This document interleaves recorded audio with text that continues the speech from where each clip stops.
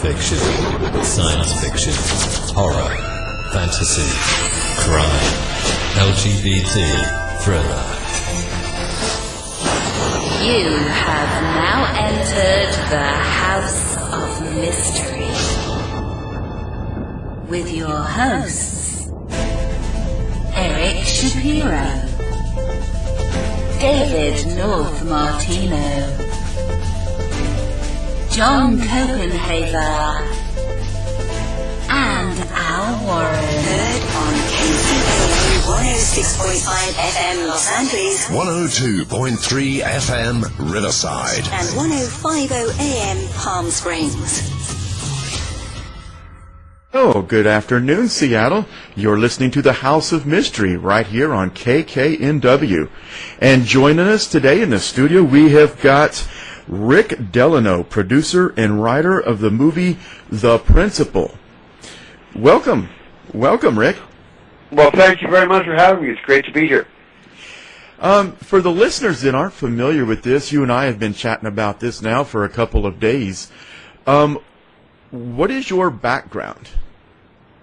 Well, my background is essentially in the music and film business. As a producer in both, I sort of fell into this project because I encountered a internet challenge back, it must have been 10 years ago now, where, this guy put up $1,000 reward for anybody who can provide a repeatable, crucial experiment that directly measured the motion of the Earth around the Sun. And I thought, well, gosh, I could use $1,000, Who couldn't? And of course, it was so cleverly designed.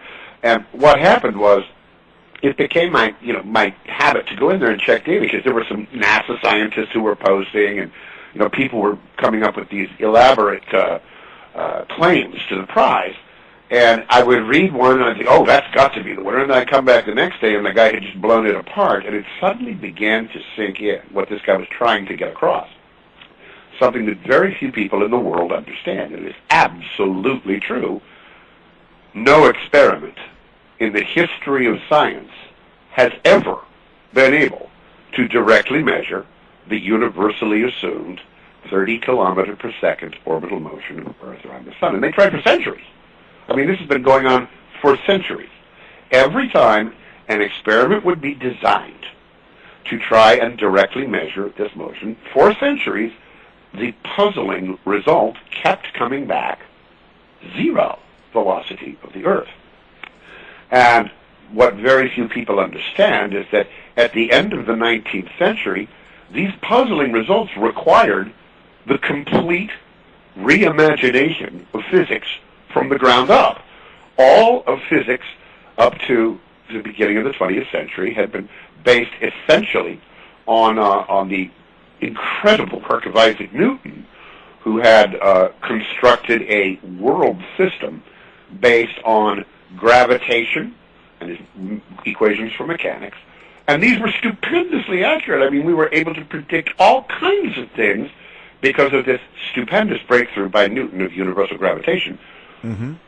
Except they couldn't understand why. I mean, Newton told us that obviously the Earth has to go around the Sun because the Sun's really, really, really, really big, and the Earth is really, really, really, really small. And it just, his equations made it absolutely obvious that the Earth had to be going around the Sun. But every time the experimenters tried to develop a test that would directly measure this motion, they kept coming up with this paradoxical result of zero. And at the end of the 19th century, this became an actual crisis in physics.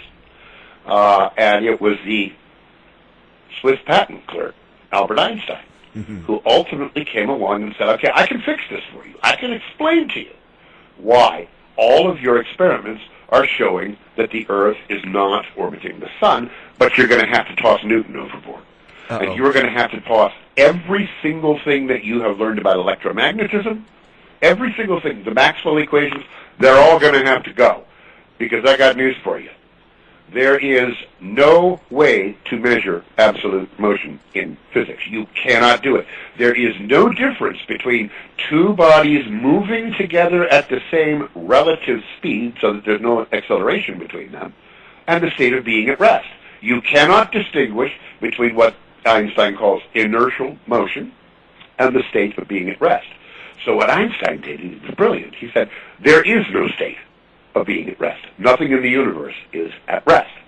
And while your experiments have been showing that there's no motion of the Earth around the sun, the reason for that is that, well, you see, your instrument, your measuring arms on your instrument are being shrunk in the direction of the Earth's motion just enough to make it look like we're standing still. Isn't that interesting? Now, when this was first advanced, it was laughed at. I mean, you can go back and read what some of the leading physicists around the turn of the century were saying about this notion of clocks running at different speeds and rods shrinking and the speed of light being the same whether you're moving or standing still. All these things were extremely difficult for the great physicists of that time to accept. But nonetheless, ultimately, they were accepted. And the reason they were accepted was because, in the end, there was only one alternative to accepting them. And that alternative was that the Earth was not, in fact, going around the sun. So as difficult as the strange new ideas of Einstein's relativity was to accept, it was much easier ultimately to accept them than to accept the completely stupendous notion that the Earth wasn't going around the sun. All right, let's rewind, because I think I understand what Einstein was saying. Mm-hmm. That there's no way to tell the difference between an object at rest or two objects moving at the same speed in the same direction. Correct. Because you have nothing to compare it with. That is exactly right. If you and I are moving down two lanes in the same type of cars that were traveling at the same exact speed, to me, you look like you're standing still. Exactly. You're right on. Oh, wow. Okay. This was the exact breakthrough of Einstein.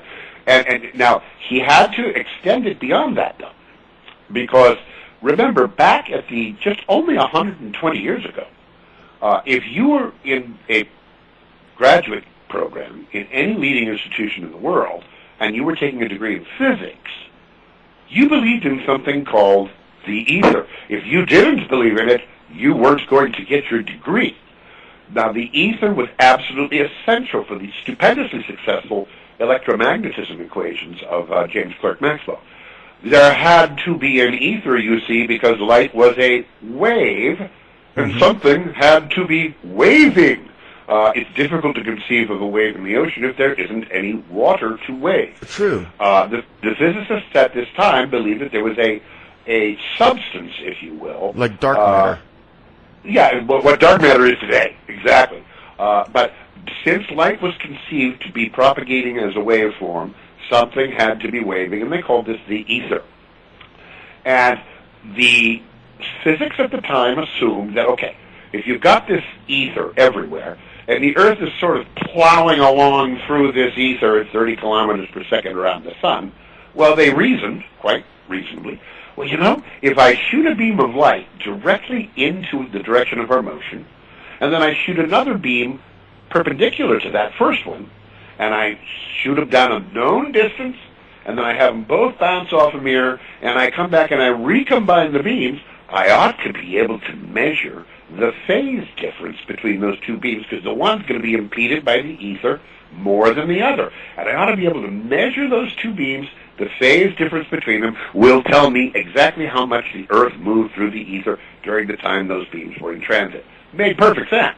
Yeah, Problem it does. The problem is it kept coming up with every time that experiment was run, it was run with increasing sophistication for centuries. Every time that experiment was run, the result was unambiguously the same. The Earth is not going around the sun. And so we had this choice to either toss all of physics as it had been constituted up to 1905, or admit that the Earth wasn't orbiting the sun. So the first choice was made. Relativity was adopted. And the problem here is this. Einstein required a couple of things to be true if relativity was true. Number one, that first thing you said, there can be no way to distinguish between unaccelerated linear motion, or what they call inertial motion, and rest. There can be no difference between the state of being at rest that we can measure and the state of being in unaccelerated motion, just like the two cars on the road. To those two people, it looks like you're relatively standing still, and you assume, Einstein assumes, that this is a fundamental principle of nature, that there is no way, no experiment that we can do that would distinguish between a being at rest in an absolute sense and being in unaccelerated linear motion. So this was the first assumption that he made. But the problem is this. Special relativity only applies in situations where we can ignore the effects of gravity. And if I wanted to be... There we go. And that's where I'm coming to that. Yeah, but here's the problem. I mean, if you really want to be completely rigorously truthful here, the condition of moving in a straight line without being affected in any way by gravity is a condition that applies nowhere in the physical universe. There is no place in the physical universe in which those conditions are met. But conceptually, Einstein argued, we can ignore the negligible effects of a gravitational field over a certain volume of space. And during those types of situations, special relativity applies. But what about the rest of the universe, where you can't ignore the effects of gravity? Even the Earth. I mean, we are not only told that the Earth is orbiting the Sun once per year, and there are accelerations and decelerations between the apogee and the perigee of our orbit, the closest point to the Sun, the furthest away. There are accelerations there. But much more importantly, we are told that the Earth is rotating on its axis once every 24 hours, and that is a very significant acceleration. Any rotational motion, nonlinear motion, is treated as an acceleration in Newtonian physics, and this became a real problem for Einstein because the solution that he came up with to adopt special relativity, it only applied in the case of linear, non-accelerated motion. What if we're rotating? What if there's accelerations between the Earth and maybe some distant star? He had to come up with a way to generalize his theory so that it applied to situations where accelerations, what they call boosts, and rotations would apply. And that is the difference between special relativity and general relativity. And here's the supreme irony. Special relativity got rid of the ether. It said there was no ether. That's why you weren't seeing any interference fringes on your experiments, because there was no ether that was going to impede the light beam. Well, special relativity, banishes the ether. General relativity brings it back. Special relativity says the speed of light is constant no matter what for all observers in inertial frames, no matter how fast they're moving. If you and I were in two cars moving at 99.999% of the speed of light and we shot a flashlight beam out the front, it would go the speed of light faster, not 0.1% faster. It'd go the speed of light faster. So these were the postulates, the mind-bending postulates of relativity. Now the problem is, what if we can't ignore gravity? What general relativity says is that, yes, it is impossible to say that light speed is constant because we observe light to bend around the sun. I mean, obviously, if gravity is affecting light, then the speed of light is not constant in the presence of gravitational fields. So now we come full circle. Special relativity was advanced to explain why no experiment could demonstrate the motion of the Earth around the sun. General relativity comes along and says, guess what? We're making special exceptions. Yeah, my physics works just as well if you consider the Earth to be at rest and the universe to be rotating around it as if you assume the universe to be at rest and the Earth going around the sun. The physics works either way, and this is where it gets interesting. He had no choice but to do that, because it became very clear as soon as they started measuring the eclipses. Eddington verified the predictions. They say he verified the predictions of general relativity by measuring the bending of light around the sun during that eclipse. Well, if the light is being bent by the sun, that means it's being bent by gravitational forces. That means it's changing the speed of light as it's observed on Earth. So Einstein had no choice but to generalize his theory and to say there is no experiment that can ever detect whether the Earth is going around the sun or the sun is going around the Earth. And he actually says this many times in published works. It's just a choice of coordinate system. It's just as true to say the sun is at rest and the Earth moves as it is to say that the Earth is at rest and the sun moves. Now, anybody who's got a PhD in physics knows that. Essentially, nobody who doesn't knows that. And the reason is they want to have their cake and eat it too. They want everyone to believe that it has been absolutely established that the Earth is nothing special, it's going around the sun, and physics proved this back in Newton's day. Well, guess what? Physics didn't prove it back in Newton's day. What was proven by Einstein was that if we accept Einstein's theory, you must admit that it is exactly as accurate to say the sun is at rest and the Earth moves as it is to say the Earth is at rest and the sun moves. The mathematics work either way. The choice of a preferred coordinate system is strictly a matter of convenience. Of calculation, nothing more, nothing less. Now, I'd like to stop and ask you a question. Okay. Let us assume, for the sake of argument, that Einstein's physical theory is correct. That there is no experiment that we can use to establish any absolute motion. All we can talk about is relative motion. And you can pick any point you want to be the motionless center, and you can do Einstein's math to get the whole universe to work just fine no matter what you pick. As I said, let's assume that's true. Nonetheless, I submit to you, in reality, one or the other has to be occurring. Both cannot be occurring. It is philosophically impossible to say simultaneously the sun is at rest and the Earth moves, and the Earth is at rest and the sun moves. Those two things cannot both be true. Would you agree? Okay, for the sake of argument, yes.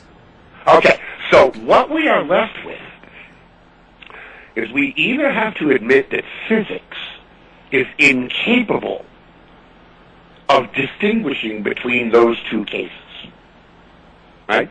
In which case, we would have to look to a higher domain of knowledge to, for example, establish whether the Earth is the center of the universe or not, right? Because it certainly looks like it is. We're told that, Newton proved it was going around the sun. We know that's not true. We know Newton had to be tossed. Einstein tells us it's just as true to say the Earth is going around the sun as vice versa. The mathematics works either way. I would submit to you that we have to go to a higher knowledge domain if we want to resolve this in terms of what it means. Yeah. Are we special in the universe? Is Earth special? It sure seems to be. We don't see, any evidence of life on the other planets that we've been able to examine. Yes. We seem to be special in many regards. Are we as special as the ancient cosmology, as the Bible, as the Church has always said we are, or is that a ridiculous superstition that has been completely demolished by science? Well, we now know that it is certainly not a ridiculous superstition that has been demolished by science. Einstein tells us he can never, in his physics, he can never give us a definitive answer as to which is going around which. He says there's only relative motion. Yes. Well, that was kind of a cop-out, wasn't it? It is. It's a total cop-out. He's like, I don't have all the answers, and I want to be this, stoic, physicist, but I refuse to step across that threshold from physics to metaphysics. Exactly. That's so brilliant. That's so well said, because remember, back at the time of the Copernican controversy and revolution, for the average guy in the street, guys like us, guys like your listeners, it was absolutely believed by essentially everyone that the Bible was true and the Church could not be in error in telling us what the Bible meant. That was essentially the bedrock truth Well, look at all the trouble they gave Galileo. Well, exactly, because Galileo was contradicting the interpretation of the Bible that the church had had from the beginning. And they were the educated authorities. Well, believe me, if you go back and you read this, everybody on this, these were brilliant. Everybody understood the science, everybody understood the metaphysics, everybody understood the theology. The difference was, back then, there was a hierarchy of knowledge domains. Physical science was a branch of philosophy. It was called natural philosophy. Above philosophy, you had metaphysics, and above metaphysics, you had theology. And back then, the only certain knowledge, the only knowledge you could be absolutely sure was true, came from theology, because it came from God. That was how the minds of that era worked. Our minds work exactly the opposite now. For people today, if it's science, then we can believe that. I mean, science is truth. Science tells us the way things we are. Metaphysics, I mean, come on, everybody has their theology. Are you kidding? That's a bunch of Bronze Age superstition. So the entire view, the entire way that the human race perceives reality has been completely turned upside down. And I would submit to you that it all begins with Copernicus. Because, stop and think about this for a second. If you go outside tonight, and you just keep your sleeping bag, and you lie down, and you just watch the stars wheel across the sky all night, try and put yourself in the mind of what if that's what's really happening? Because that's what they believe is happening. That the entire universe was arranged in such a way that where we are is the center and focus of the entire creation. And remember, this was true to them because this was the place where Jesus Christ had become incarnate. It made perfect sense to them. Of course we're the center of the universe. Of course everything is revolving around us, because this is the place of the drama, of the creation of Adam, the fall, the redemption, all this. This was the story that they told themselves. And it was a profound story. Along comes Copernicus. And he says, this can't be right. This can't be right because, when you have planets on these curly-Q epicycles and so on and so on, it doesn't make any sense. But if we put the sun at the center, and we allow the Earth to move around the sun and the other planets at different speeds, now it all makes sense, right? And this was a pivotal moment in human history. Right. Because when you change cosmology, you change everything. So we went from being the center of the universe to being just another one of the planets. And essentially the entire history of science since then has been a series of further demotions of the Earth from any kind of centrality or any kind of significance. First we were the third planet, then we found out that there were other solar systems, then we found out there were other galaxies, then we found out that, good heavens, the universe is like 14 billion years old, and there's hundreds of billions of galaxies and hundreds of billions of planets in our galaxy alone. We couldn't possibly be any less the center of anything. And so this is an entire inversion of the way the average guy in the world thinks about who and what we are in the cosmos. But certainly you can understand why they think that way. Of course, absolutely. When we're studying these galaxies and they're moving further and further and further away from us, the whole universe is in motion. Well, that's not established. It is widely believed. Now, there's a big difference here that I want to get across. Usually people will go with what they think is the most plausible. I call it the argument from personal plausibility. Oh, that makes sense to me. What you have to learn first when you study the history of science is that the argument from personal plausibility has a terrible, terrible track record. Okay. Because it was just as plausible 500 years ago to look at Galileo and say, you're a madman. You tell me I'm whizzing around the sun at 30 kilometers a second, spinning on my axis. I don't feel it. Do you?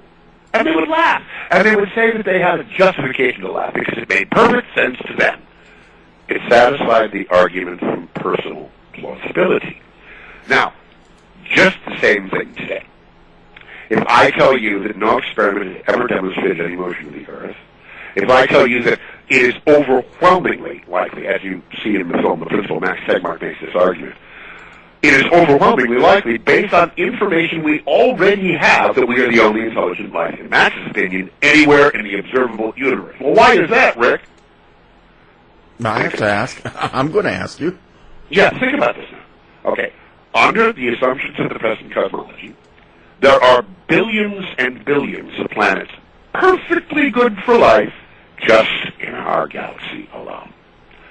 Of those billions of planets, billions of them are billions of years older than the Earth. Now stop and think about this for a second. We flew for the first time under power at Kitty Hawk in 1903. Pioneer Voyager, one of those, left the solar system for the first time, somewhere around 2012, 2013. Mm-hmm.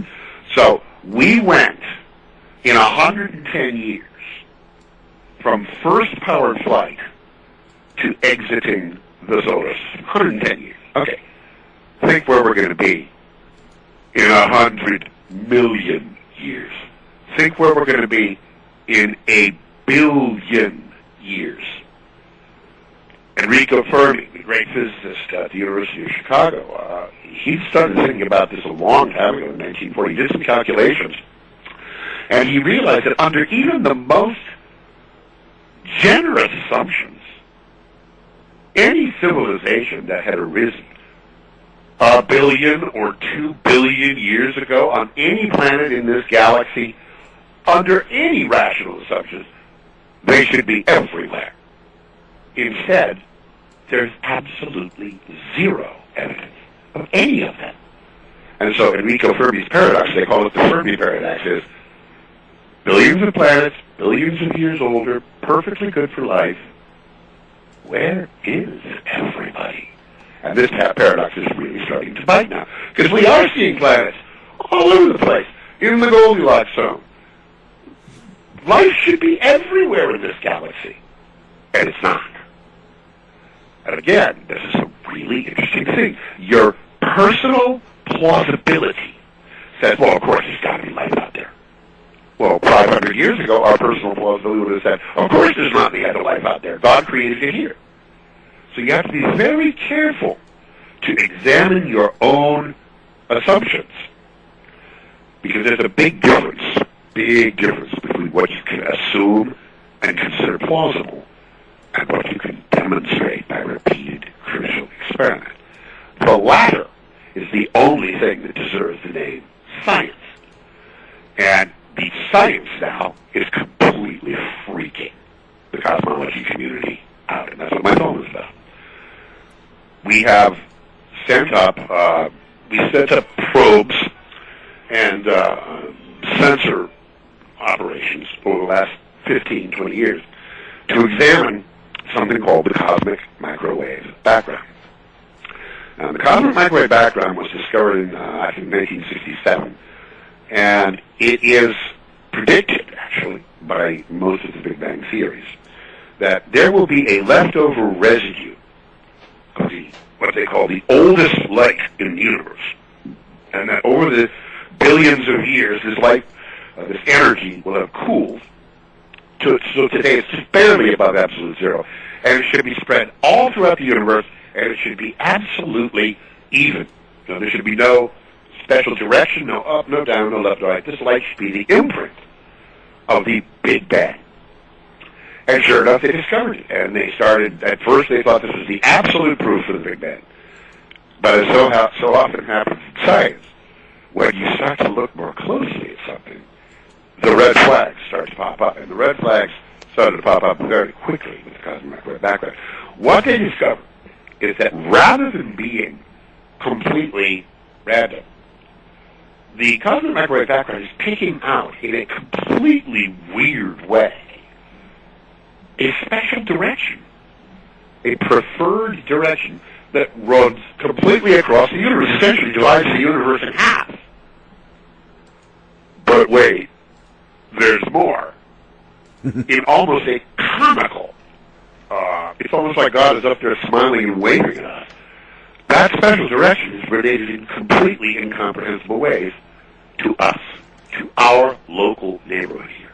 Two specific directions that are very special here, but should have nothing to do with this incomprehensibly vast universe that couldn't possibly know about us or care about us. Mm-hmm. These two directions are what we call the ecliptic plane, which is the plane that the planets follow as they orbit the sun, and the equinox. And the equinox is that point in the year when the sun intersects the ecliptic, the path of the sun, intersects the Earth's equator. So the Earth's equator and the ecliptic of our solar system are built in to the largest structure in the universe. It's pointing out, it's almost like it's impossible to believe. I mean, literally, it's so stunning that for 20 years, essentially, they've been assuming that it's going to go away. It's got to be a mistake. It's got to be some sort of foreground contamination. There's no possible way that the universe on its largest scale can be dividing up along the line of the ecliptic and equinox of Earth. But it is. Okay? And I'm just here to tell your listeners, buckle up, because this is going to be as big of a change as the Copernican revolution, because this whole notion of, the universe is billions and billions of galaxies, we couldn't be, we are in a ridiculously special place in respect to the largest structures of the cosmos. And to be perfectly honest with you, there's no possibility that could be the case in a Big Bang universe. There's just no possibility. The universe is not looking on its largest scales like the result of a Big Bang. So this is such stupendously unexpected information that it's going to be very, very carefully checked, and has been. Mm-hmm. Where we stand now is that it is now acknowledged in the literature. My phone was carpet bombed 2.5 years ago because I brought this stuff out and put it in front of the public. And this... Oh, it's crazy. You're this was the principle. Yeah, the principle. And everybody, you're nuts, you're crazy, you're this, you're that. Well, 2.5 years later, you can see the current studies in the literature. They're all published over on the Cornell University preprint site, arxiv.org, my favorite website in the world, by the way. But the literature now frankly admits, that we see so many other things now, besides just this special direction in the cosmic microwave background. This special direction is also lining up galaxies. It's lining up quasars. All kinds of phenomena are lining up around the ecliptic and equinoxes of Earth on the stupendously, incomprehensibly larger scales of the observable universe. This is impossible under Big Bang assumptions. So we have one of two choices.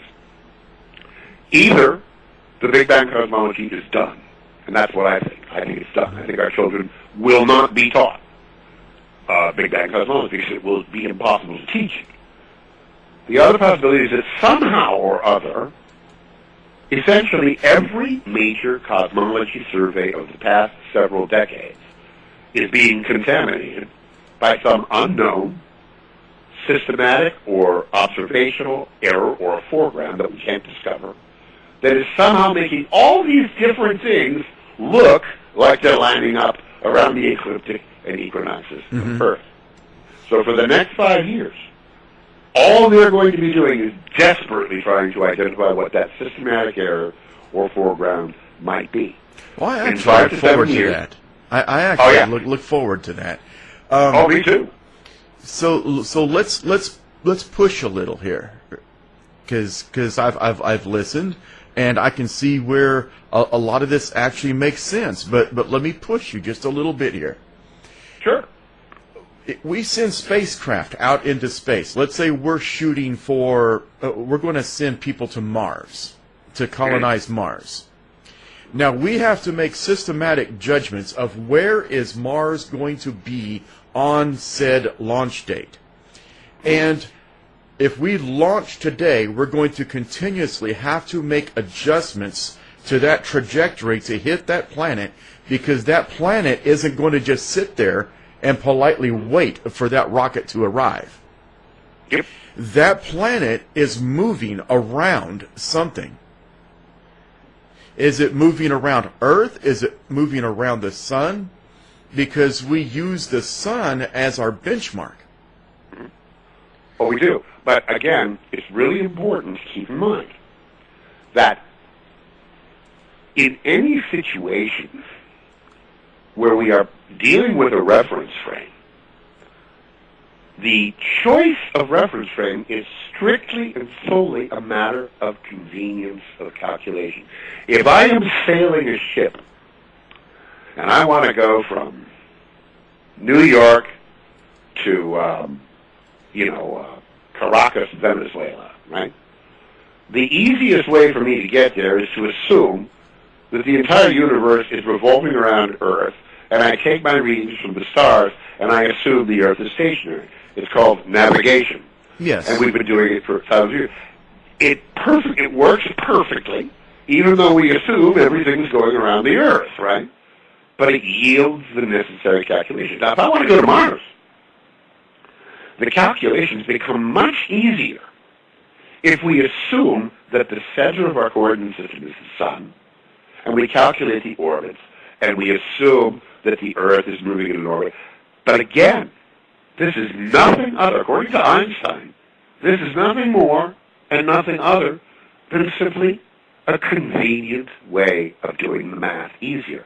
Einstein insists, and he's right, by the way, that you could do the math if you assumed the Earth was at rest, and the planets were orbiting the sun, and the whole shebang was orbiting the Earth once per day. The math exists to fly that spacecraft and land it on Mars. It's just a whole heck of a lot harder to do from that frame. But now let's go even further. If we look out not just at Mars, but now we're looking out at the entire universe, the universe on its largest scales, it actually turns out to be easier to do the math if we assume that the ecliptic and equinoxes of Earth are preferred directions in the sky. It's amazing. So the argument that we can land a spacecraft on Mars by assuming that Mars and Earth are both in orbit around the sun proves absolutely nothing other than that the math is easier to do. Einstein insists the math could be done no matter what point in the universe you pick as a center. And these choices of calculation are strictly done, just like the guy who's sailing from New York to Venezuela. He chooses a frame in which the Earth is motionless because the calculations are easier to do. Now, the sun itself, though, has certain characteristics, just like our faces. My nose is here, my ears are back here, my hair is partially missing. Mine too. Well, why is it, though, that we're able to actually map the sun if we're not moving around it and know where all of its unique characteristics are? Well, because the sun is rotating on its axis. There's no question about that. We observe the sun to rotate upon its axis. For sure, the sun is not motionless in the sense that we know it is rotating upon its axis. So we see that. The question becomes, and this is the issue, according to Newtonian physics, if all that existed in the whole wide universe was the sun and the planets, guess what? There is absolutely no question that the Earth would be going around the sun. Mm-hmm. No question. But Ernst Mach, back in the middle of the 19th century, made a very important observation. He said, you know what? You're ignoring the rest of the universe here. The universe does not just consist in the sun and the planets. There is some ridiculously huge number of stars out there. And the rotating masses of those stars could just as easily be providing the gravitational effects that we attribute to our local sun. And this was a hugely controversial idea, and it was a hugely influential idea upon Einstein, by the way. Because when Einstein was doing his math for the general relativity theory, One of the things that fell out of that theory was that Mach was right. That in fact the gravitational effects of all of the different stars and systems in the universe must be taken into account when solving the equations for things like Coriolis force, centrifugal force here, the fact that if you shoot a bullet on Earth, this what they call the spin of the Earth will divert the bullet in a certain direction. Well, guess what? What Mach proved, and Hans Thierry did the actual math, the actual Einstein equations in 1921, and proved that bullet would diverge exactly the same way if the Earth was at rest and the cosmos was rotating around it. A Foucault pendulum. You know, if you go up to Griffith Park Observatory here in Los Angeles, you'll see this pendulum. And they say that this is an absolute proof of the rotation of the Earth. Well, that's nonsense. It's not. Because it was shown in 1921, rigorously, by the Einstein equations. So the important thing to keep in mind is that the great revolution that occurred in physics at the beginning of the 20th century with Einstein was a recognition that Newton had made a mistake. And a mistake in assumption about, he called space, the absolute frame, that you could determine absolute motion by means of referring to everything as objects moving around in this absolute space. That's wrong. We can't ignore the rest of the universe. And Einstein's physics is predicated on the idea that the Foucault pendulum will be dragged around precisely the same way, whether Earth is rotating once per day on its axis, or whether it is motionless and at rest in the center of the universe, and the universe is rotating around it once per day. Physics cannot distinguish between those two conditions. That's a pretty remarkable thing, isn't it? Well, it is, but let me poke a hole in it, Rick. Being a law enforcement officer, I know that if I have an assailant that is shooting me, or shooting at me, and if I stay still, I'm going to get hit. Now, let's expand that, to a planetary scale. If we know that asteroids are coming at us all the time. Some of them we worry about, some of them we don't.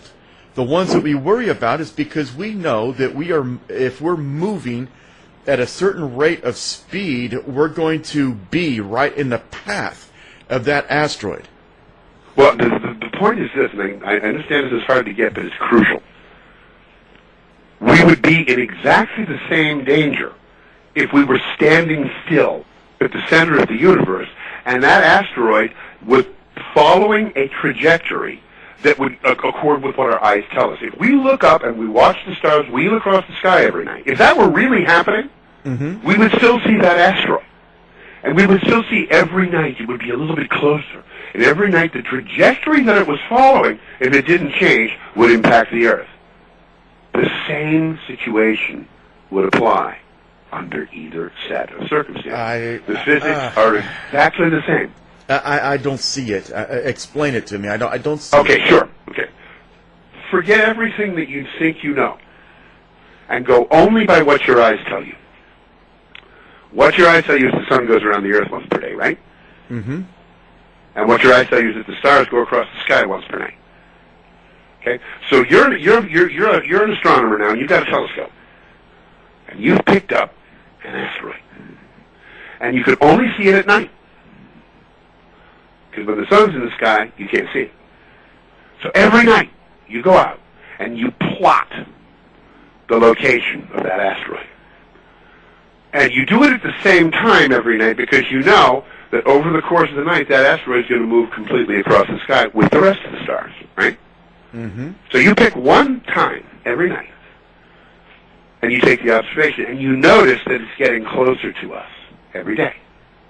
And you plot that trajectory, and you realize that in 14 days, at present speed and present vector, it's going to hit us, right? Sure. That observation is true, whether the Earth is standing still or not.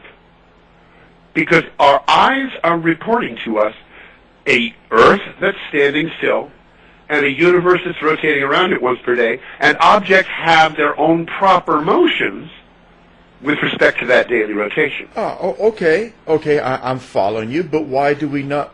Oh, never mind. Never mind. It's a huge concept. I just had an aha moment. Yeah, well, that's great, because it took me a long time to get it, too. Now, here's the thing. The argument from personal plausibility, because you're a cop, right? Yes. If I were to try to explain to you that I wasn't really shooting at you, it just looked that way because you were standing still, I probably wouldn't get very far with you now, would I? So the argument from personal plausibility comes in here and says, okay, yeah, he's got a point. The geometry works out under either assumption. Yeah, I'll grant you that. But come on now, man. I mean, let's be real. Everything we observe in the universe is rotating and orbiting. Nothing in the universe is standing still. Why in the heck should we grant you the slightest bit of credibility for seriously trying to claim that the Earth is really standing still at the center of the universe? That's ridiculous. Now, that's really where we're at now. Because the physics, we won the war in physics in 1911. The geocentric system is perfectly compatible with Einstein's physics. But the argument from personal plausibility is a much tougher kettle of fish. Yeah, well, because our assumptions are so deeply embedded. But you can see where a lot of this, a lot of the resistance is coming from. Absolutely. Because at the end of the day, the deepest, I don't want to say conditioning because that has a negative connotation. Well, let's just be intellectually honest, Rick. I mean, from your point of view, it has been, about 2,000 years of conditioning. It is the most stupendous act of deep conditioning in the history of the world. And here's why I'm not afraid to call it conditioning. It is, let's put ourselves back about, let's just go back maybe 1,000 years ago. This discussion that we're having now would be considered heresy. Absolutely. And we would be in front of the church. Oh, absolutely. 500 years ago. 400 years ago. Galileo was in front of the church, and they're like, you need to stop this, you need to stop it now, because it's radical thinking. But what you've done is unique in today's culture, and I'm going to kind of take the wheel here for just a moment. Go. You have actually produced and written a movie, and have laid out an entire plan. I mean, it's a brilliant movie, and I gotta give you a lot of credit, Rick. You brought some of the heroes out. I'm kind of gushing here for just a moment. When I saw Michio Kaku, this has got to, and I'm pounding the table, this has got to be true. This has got to be true. He's got Michio on the show. Kate Mulgrew, narrated this show. I mean, you brought out this was an extravaganza of physicists. And it presents a hell of a lot of credibility. And what we have just been talking here, the last 47 minutes is, it makes a hell of a lot of sense. Now, it kind of makes us look a little unicentric. Good word. It is. Everything centers around us, kind of like my daughter, but we can edit that out. But anyways, yeah. Actually, I probably won't. But now, after you presented this movie, and listen, for the listeners, I've watched it, and it is a spectacular movie. If you want something that's going to challenge the way you think, challenge the way you see things, challenge your place in the universe, and do it in an almost polite way, Rick, would that be fair? I tried very hard to be extremely fair to all of the participants and let them speak for themselves. Yeah, it was very, very fair, and very. Well, it was very correct. I couldn't have done it better myself. Now, I am no writer or producer. I only play one on TV. But yeah. The movie was excellent. But I thank you very much. I appreciate that very much. Well, but after the movie, Rick, you you were like a B-52 bomber over Berlin in the final days. Yeah. You started catching flack. Let's talk about that for just a little bit. Let's talk about the controversy over these thoughts and over your I'm looking for a special word for it, because it wasn't your work. This was a production. This was something of beauty, your art. Well, it was, and we were very fortunate to attract not only some brilliant cosmologists and physicists, but some of the top creative talent in the world worked on this film for a tiny fraction of what they would normally charge, because they were fascinated by it, and we were the beneficiaries. But here's what happened. A small number of people who knew me and knew my partner, the executive producer, Robertson Jennings. These people had been in, vicious warfare with my partner for years, and took this opportunity when we finally put the trailer up in spring of 2014. They started tweeting guys like Michio, guys like Lawrence Krauss, gals like Kate Mulgrew. And essentially their tweet said, "Hey, do you guys know that you have just been tricked?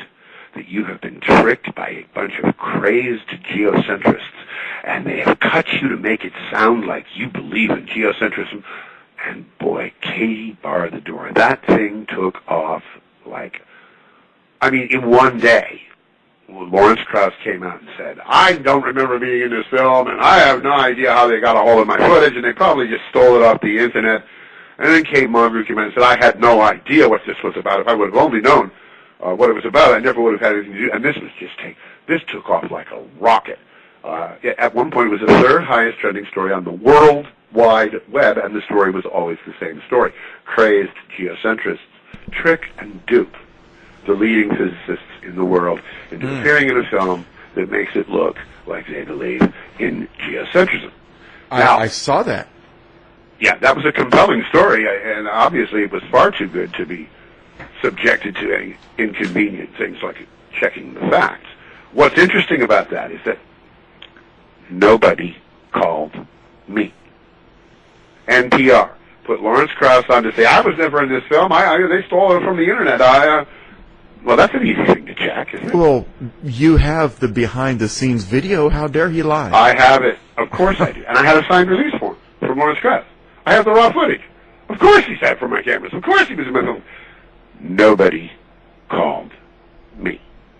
Now, we talk about fake news today. I have had a visceral and very, very real experience of what fake news is. Fake news is when somebody makes a claim that even the most basic and cursory logical examination would show to be false, but nobody checks, because they'd rather go with the narrative than with the actual investigation of the claims. Of course, Lawrence Krauss appeared in the film. Poor Kate, God bless her, love her to death, by the way, and she did a magnificent job in the film. It is absurd for her to claim that she did not know what it was about. She read the script for a month before she took the job. I sent her the scientific papers that we referenced in writing the script. She spent a month going over those. It is absurd on its face. It is, in fact, an insult to your and my intelligence to say that these people didn't know. These are the smartest guys in the world. They talked to me for hours and hours and hours with a camera running. Now, let's pause right here, because this is important. Are you willing to say right now to a listening audience of intelligent people, and you are willing to say without reservation that everybody that starred in this movie and spoke in this movie, they knew exactly what they were talking about, the topic, and how controversial that it may be? I absolutely am, and I would encourage anybody who has the slightest doubt about this to just Google thought crime, the conspiracy to stop the principle. This is a free 20-minute mini-doc that we put up. It shows the release forms. The release form specifically says producer, interviewee acknowledges that producer intends to seek out even controversial and non-mainstream theories of cosmology for entertainment and educational purposes. Every single one of them. And much more importantly than that, the film is an examination, by the way, the very first one ever, which is amazing, of the Copernican Principle, the foundational idea that brings the modern world into existence. These guys talked to us for hours. The questions were always, like, for example, in Thought Crime, you'll see some outtakes where I was reading a quote that Lawrence Krauss had made about this CMB, the cosmic microwave background we were talking about earlier. And at the end of this quote, Lawrence Krauss said, "That's crazy. That would mean we were truly the center of the universe." I read that quote to Max Stegmaier from MIT. And he responded, and it's in the film, "I don't think this is telling us we're the center of the universe." So everybody knew what we were talking about, and everybody had a chance to state their views, and they're all included in the film. In other words, the entire assault on the principle was a complete insult to the intelligence, and here's the most important thing to keep in mind. None of the scientists had seen the film when they commented on it, and none of the journalists had seen the film when they commented on it, which is why it's so interesting. Now people see the film and they realize, this is ridiculous. If they would have bothered to watch the film first, they wouldn't have embarrassed themselves with such absurdities as they spread throughout the World Wide Web. Now this hurt us badly, it blew us out of theaters. Well, but it's interesting. Yeah. In the long run, it is now working to our advantage because I go on the web, I do interviews like this one with you, and people, boy, this is interesting. I think I'll check this out. And they go watch the film. And when they watch the film, they know for 100% sure that the entire, what I call the Captain Janeway and the Seven Cosmologists media fairy tale was in fact a media fairy tale. This is interesting. It makes the film very, very dangerous because we have the leading physicists and cosmologists in the world speaking honestly about things that they typically will not discuss to the uninitiated. It becomes very dangerous. So, yeah. If I can make an unfair, comparison here, you are the Milo Yiannopoulos of physics. Exactly. No, we are very much an unwelcome guest in the marketplace of ideas. Because I thought about it last night. You and I spoke last night, and I want this to stay in the audio. We spoke quite a bit. We spoke, about 20, 30 minutes about the film and about the controversy. And, both of us were very honest about it. And sometimes, Al and I, we get hit, in the comments, well, why didn't you ask the hard questions and why didn't you push them on this? Well, sometimes we do, and we have pushed just a little bit on poor Rick here. But no problem, man. I appreciate it. Listen, there's a wonderful saying: extraordinary claims require extraordinary evidence. I'm making an extraordinary claim. I fully understand. You would not be serving your listeners if you did not ask that question. Like, hey, wait a minute, how can we get to Mars? That's a damn good question. It's an important question. It's a fair question. I'm glad you asked it because I want to have your listeners experience what's really at stake here, what's really going on, because I'm telling you right now, the Big Bang cosmology, in my opinion, has already been observationally falsified. The only way that it stands up another 5 years is if they find out that every observation they've done over the past 20 years is somehow contaminated in some way they can't possibly even imagine. Yes. I don't think that's the case. So I am telling your listeners, hey, here's a heads up. One of the biggest changes in our view of ourselves and our place and our significance in the cosmos is at hand. And now is exactly the right time to start thinking about what kind of an impact these changes are going to have on our culture and the kind of world that we create for our children. These are big questions. Yeah. Well, I said all that to say this. After I went to bed last night and give it a lot of thought, as I was laying there thinking about our discussion. And whether or not these scientists believed, let's just get belief out of the equation. They were presented with a script, and here's an idea. Here's what I think. Are you willing to support this or not? And are you willing to go on camera or not and talk about it? And they did. Yep. Is not, and I know I sound like I'm reversing myself, but deal with it for just a moment. Sure. Is not the whole idea of science is to take novel ideas and either prove them or disapprove them and discuss them. And if that discussion doesn't meet the approval of the populace, then so be it. It's science. Absolutely true. I mean, when it comes to philosophy of science, I am a follower of Karl Popper, Sir Karl Popper. And for Karl Popper, science has one preeminent, incredibly powerful thing that it does better than any other form of human knowledge. Science is that awesome tool by which we subject what we think we know about the physical aspects of reality to experimental test. Yeah, so with the intention of possibly falsifying what we think we know. Yeah. That is the rigor and beauty and terrible awesomeness of the scientific method.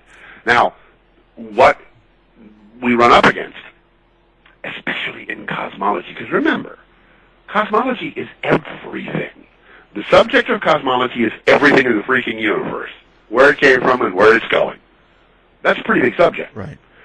When you start challenging the cosmology of a civilization, look what happened to medieval Christendom. There's a reason the popes were freaked out by Galileo. They knew that if these ideas took course, then the entire basis of the Christian revelation was undermined. We're not the center. This universe wasn't created for us. They saw that the adoption of this new cosmology would completely undermine the logical coherence of the Christian revelation. Right. The same, it's almost like the shoe is on the other foot now. We've come full circle.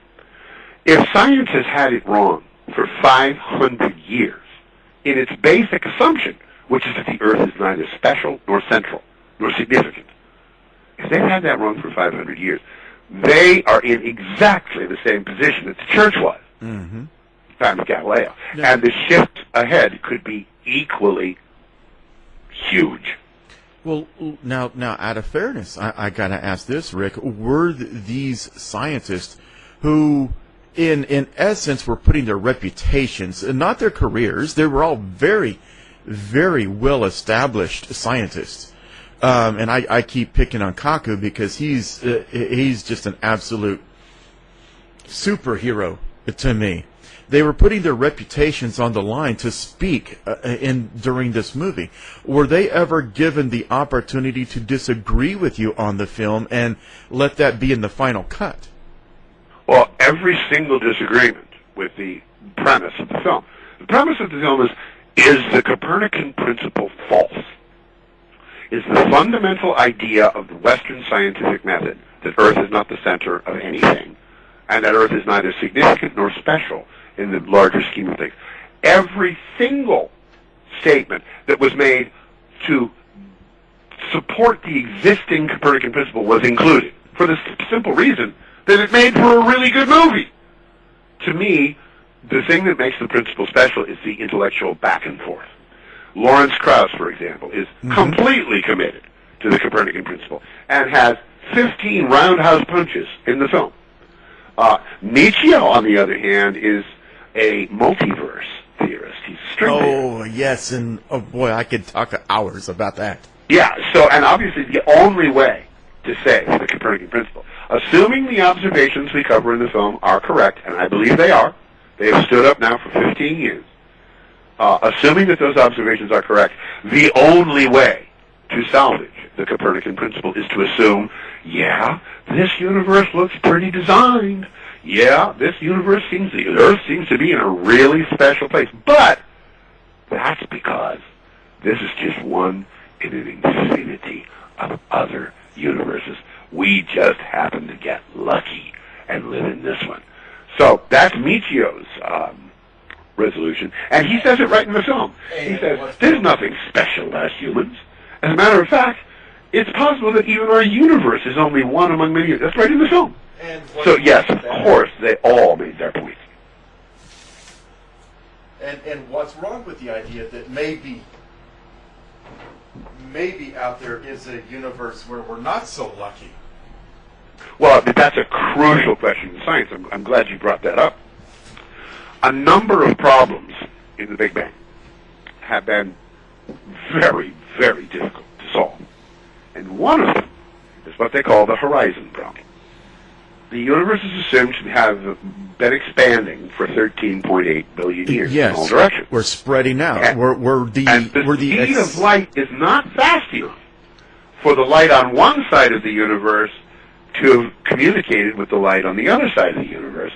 Yet, when we look at the cosmic microwave background, it is almost the same everywhere you look, and that's a real problem.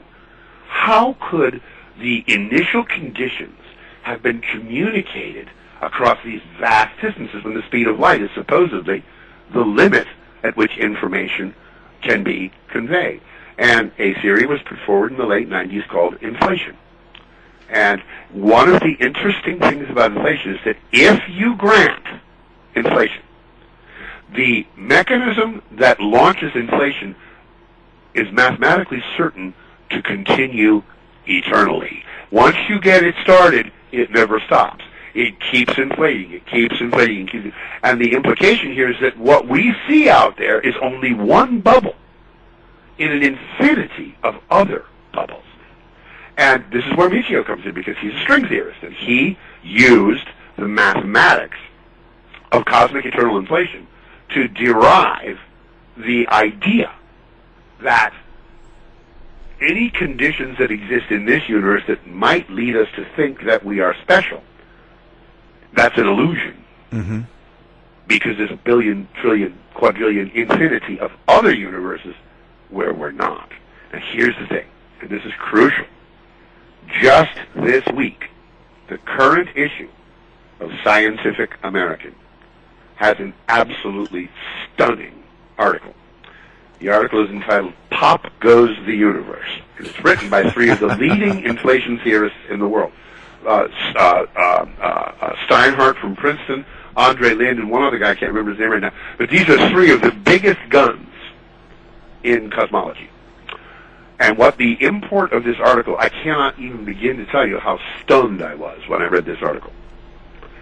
The article basically is telling us that inflation is a falsified theory, that observations have falsified inflation. No. And, come on. And that inflation, not only is it falsified, but that because inflation is falsified, we no longer have a workable cosmology. The Big Bang cosmology cannot work without inflation. And without inflation, we have no cosmology. And they say, right at the end of the article, they say, cosmology is wide open. And I believe that. And I believe that within 5 to 7 years, it will be generally acknowledged in the popular press that we have no cosmology. The story we have told ourselves that has shaped all of our lives at the most fundamental level about a Big Bang and a universe that's expanding 13.8 billion years and we're nothing special and we're a pale blue dot. These stories are so widely believed, and they're false. The question becomes, what is next? And I think the thing that makes The Principle such an interesting film is we go back to the fork in the road that begins the modern world, Copernicus, the idea we're not the center. And we propose that it is absolutely imperative now. The observations require us to consider the possibility that, in fact, we are in a special, privileged, yes, even central location in the cosmos. And that has the potential to change the world at least as much as Copernicus changed it in the 16th century. Now, would it be fair to say, you having said that, and with the passion that you said it, would it be fair to say that we're in this special place because a personal God out there created this for us, loves us, and wanted us to be the center of his creation? Bingo. You have just basically said what the Catholic Church taught unanimously from the very beginning up until the 17th century. But it seems to be what you're saying. Yeah, it is what I'm saying. This is not a scientific statement, by the way, so I want to be very careful. The statements I'm about to make do not belong to the realm of physical science. They belong to the realm of metaphysics and theology. But the evidence that is pointing to this is scientific in nature. We are seeing the universe lining up on its incomprehensibly largest scales around us. Now, that is not predicted by the Big Bang.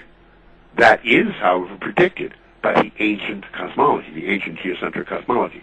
So, science has given us a reason to step back and examine this question from higher domains of knowledge, metaphysics and theology. The average guy in the street, when Copernicus came along and convinced the average guy in the street that the Bible was wrong and the church had been wrong, the earth was not the center of the universe, that began an inexorable decline of the status of the Christian religion in the Western world. And it continues to this day. I submit, in exactly the same way, the average guy in the street, if it is established that the earth, in fact, divides the universe, I submit that the average guy in the street is going to conclude quite reasonably that somebody must have put it there. And at that point, we really are looking at a designed universe, a profoundly compelling metaphysical argument for the necessary existence of God, and a profoundly compelling and unexpected series of observational evidences that, in important ways, the ancient geocentric cosmology seems to be a more correct understanding of the way the universe is than our present Big Bang cosmology. So, okay, let me bring the two worlds together here, because that feels to me, this is just Kevin speaking, a spiritual statement. And yet, scientists that have been in your movie, The Principle, they like to remain clinical.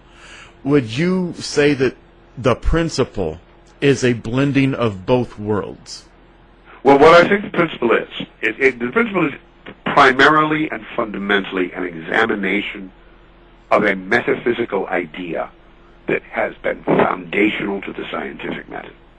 And that idea is called the Copernican Principle, and it is just an assumption, it is accepted in advance, that we're not the center of everything, that we're not special, that we're not unique observers.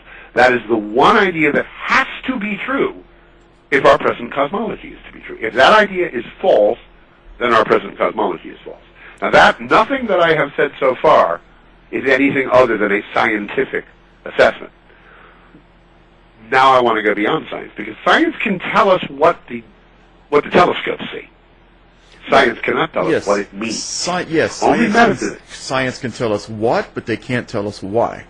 Exactly. So what we have to do now is, give them 5-7 more years. They deserve 5 to 7 more years to get their next generation of telescopes up and check this all one more time. I fully agree with that. But I'm telling you right now, it's going to stand up.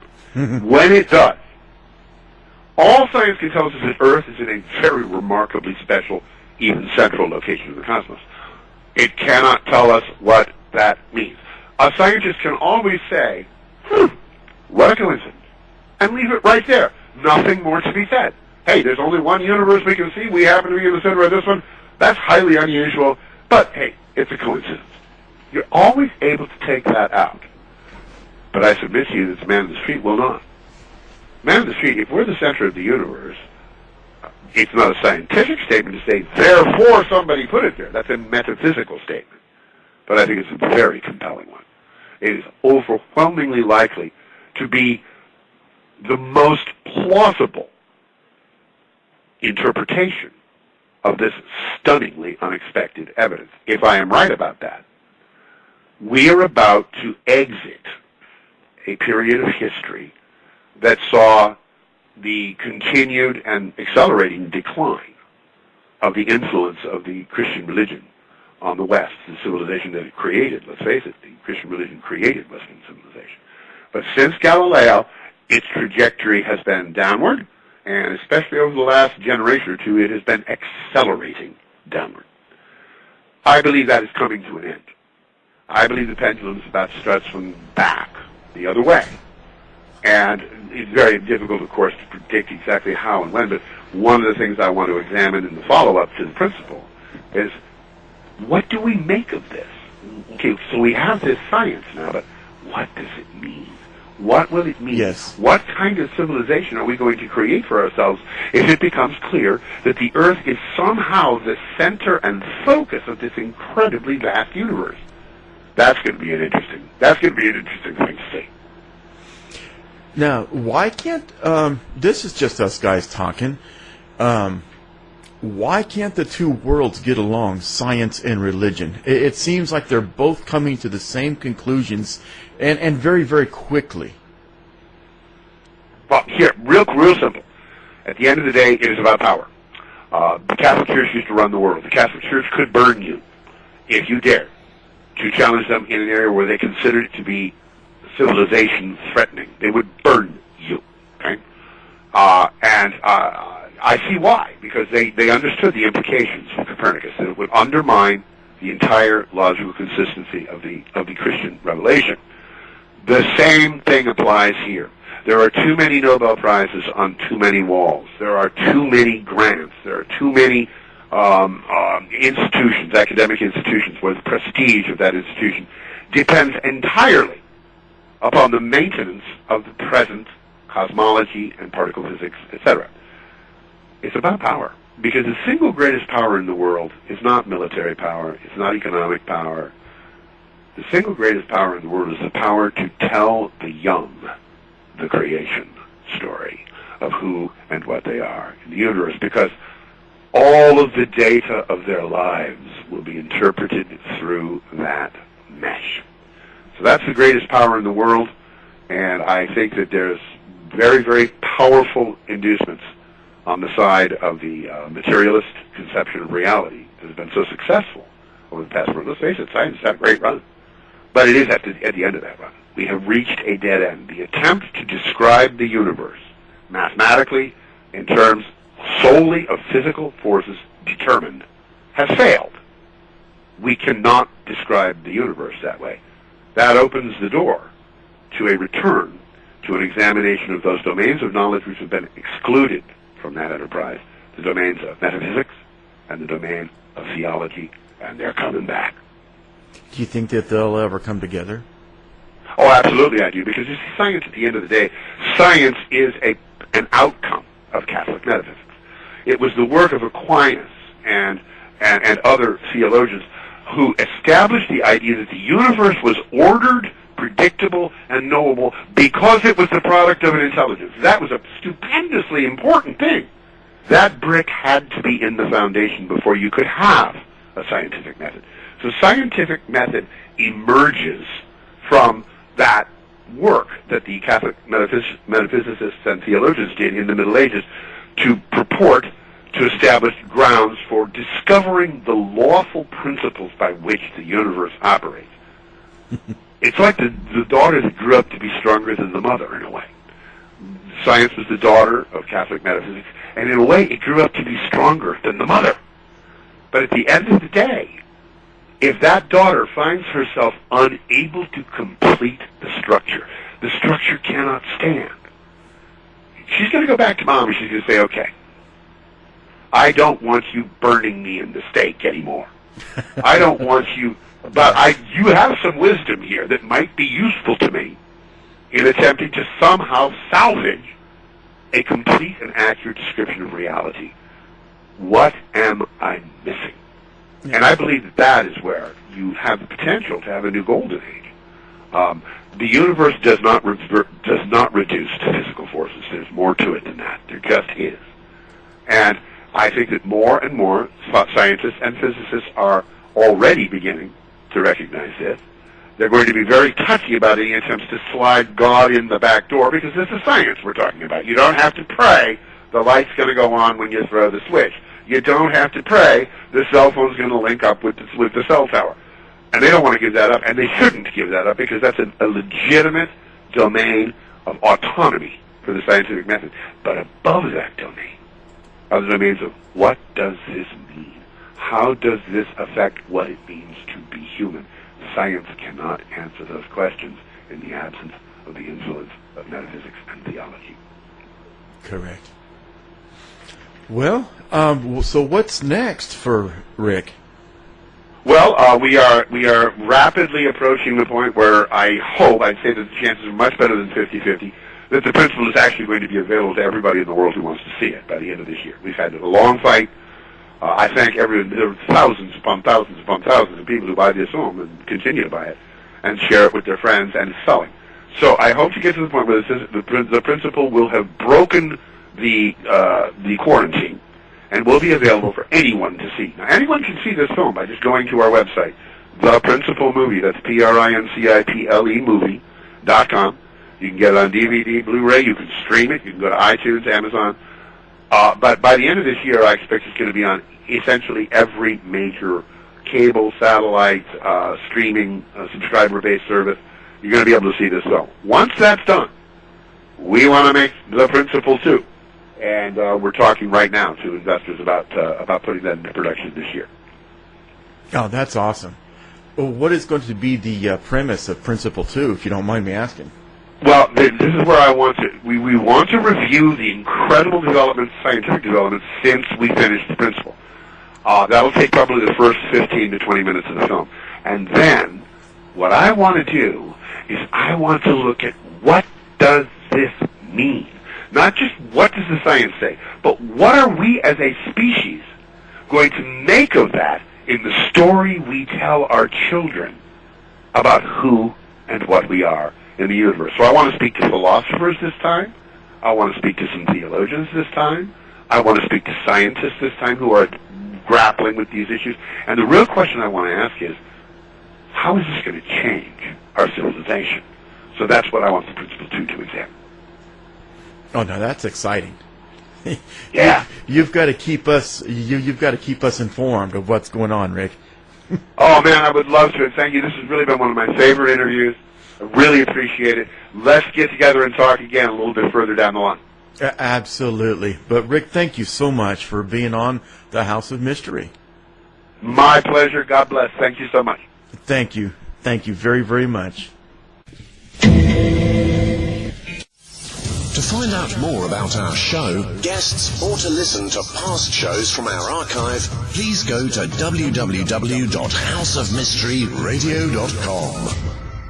Show's over for now. Was it as good for you as it was for me? Well, good night. This has been a production of Something Weird Media.